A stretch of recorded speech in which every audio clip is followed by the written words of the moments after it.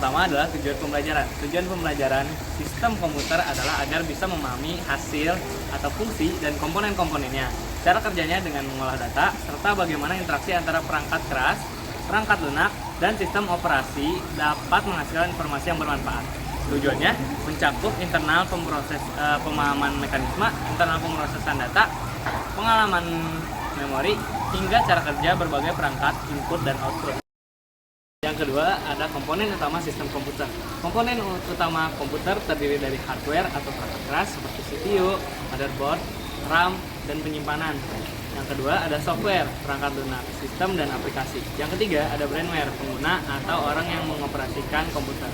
Komponen-komponen ini bekerja bersama untuk menjalankan instruksi dan pemrosesan data. Hardware atau perangkat keras. Perangkat keras ini yaitu komponen fisik yang ada dalam komputer yang dapat dilihat, dipegang atau dipindahkan. Di antara lain yaitu ada hard disk, RAM, scanner, printer, dan lain-lain. Software atau perangkat lunak adalah instruksi digital yang berjalan di atas hardware, seperti sistem operasi misalnya Windows dan aplikasi misalnya Microsoft Word atau browser. Brainware adalah istilah untuk manusia atau pengguna yang mengoperasikan, menggunakan, dan mengelola sistem komputer, baik itu perangkat lunak maupun perangkat keras. Mereka adalah otak di balik teknologi yang membawa pengetahuan, keterampilan, dan kecerdasan untuk membuat komputer berfungsi secara maksimal.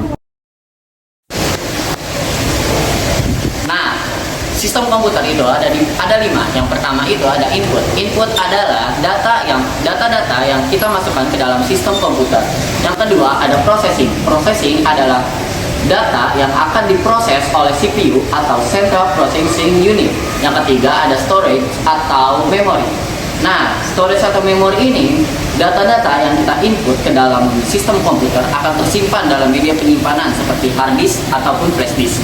Yang keempat itu ada output. Output adalah informasi hasil pemrosesan kita akan ditampilkan di media keras atau di hardware seperti PC atau speaker dan lain-lain.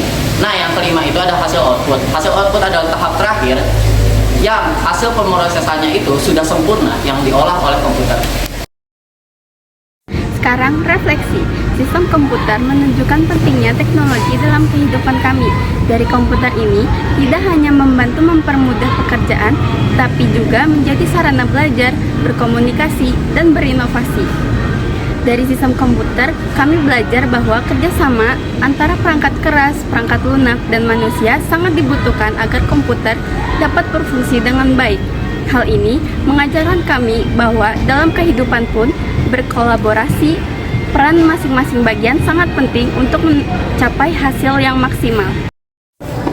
Lalu kesimpulannya adalah dengan adanya sistem komputer, berbagai aktivitas manusia dapat dilakukan dengan lebih cepat, efisien, dan akurat. Komputer membantu dalam bidang pendidikan, pekerjaan, komunikasi, hingga hiburan. Selain itu, sistem komputer juga menjadi dasar berkembangnya teknologi digital seperti internet, kecerdasan buatan, dan jaringan global.